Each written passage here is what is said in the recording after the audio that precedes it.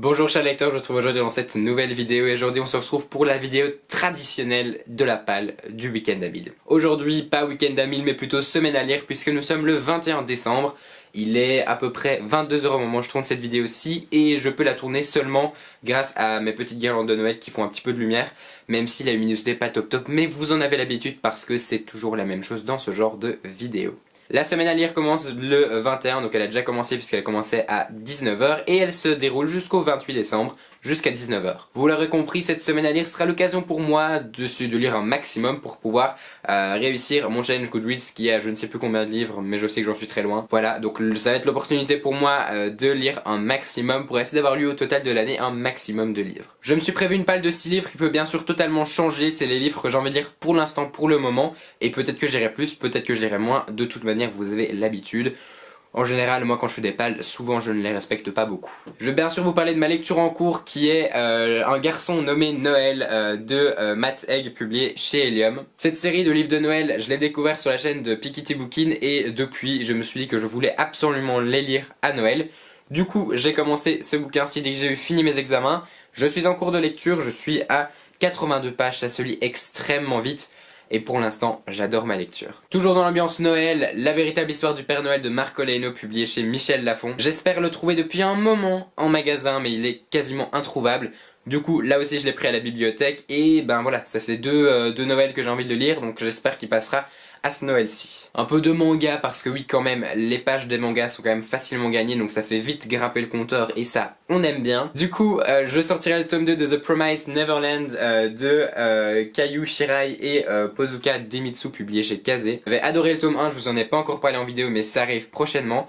Et du coup, forcément que j'ai hâte de découvrir ce tome 2 et peut-être la suite de la saga aussi, pourquoi pas. J'ai reçu un extrait de la rentrée littéraire de Nathan et en avant-première j'ai reçu du coup le nouveau Florence Hinkel, à savoir Nos éclats de miroir en épreuve non corrigée. Il s'agit d'un livre qui va parler de Anne Frank, de guerre, de relations entre le présent et le passé avec au moyen d'un journal intime en fait. Et du coup j'ai vraiment envie de le lire, il est assez court. Et ça a l'air sympa, donc vu que c'est un sujet qui m'intéresse, en plus les deuxièmes guerres mondiales et surtout l'histoire d'Anne Frank, je me dis que ça peut être pas mal et ça fait toujours pas mal de pages gagnées, donc allez, soyons fous. D'autant plus que je l'ai en avant-première, alors ce serait un petit peu dommage de le lire après sa sortie alors que je l'ai eu 2 mois avant quoi. J'aimerais beaucoup sortir le 3e tome des Gardiens de la Comète que j'ai acheté à Montreuil. J'avais dévoré les 2 premiers tomes et c'est vrai que ce 3e j'ai mis un petit peu de temps à l'acheter. C'était un des achats obligatoires de Montreuil et maintenant qu'il est dans ma palle, forcément que j'ai envie de le lire. D'autant plus qu'encore une fois c'est un livre jeunesse assez court qui va donc se lire très vite et qui va aussi faire grimper le compteur assez rapidement. Et enfin, là c'est peut-être le gros challenge de ce week-end, enfin de cette semaine à lire. La Pavaste, Gardien des Cités Perdues de Shannon Messenger, le tome 6 Nocturna, publié chez Lumen. Alors oui, vous allez vous dire, mais tu es un grand fan et tu as reçu ce livre en avant-première l'année passée, le tome 7 est sorti et tu n'as toujours pas fini le tome 6 ?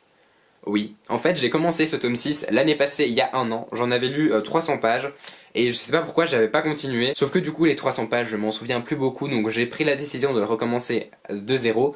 Et j'espère que voilà, je vais réussir à le lire pendant ces vacances. J'ai vraiment hâte de replonger dans cet univers qui m'a vraiment beaucoup manqué. Du coup voilà, je sens que celui-là va y passer et que ça va peut-être mettre un peu plus de temps que les autres, mais j'ai vraiment hâte de le terminer. Voilà, c'est déjà la fin de cette courte vidéo, mais c'est un petit peu ce qu'on lui demande dans cette vidéo-ci, c'est d'être courte parce que filmer à l'arrache et monter à l'arrache aussi, et poster à l'arrache aussi d'ailleurs, puisque ce serait bien que ce soit posté ce soir avant minuit.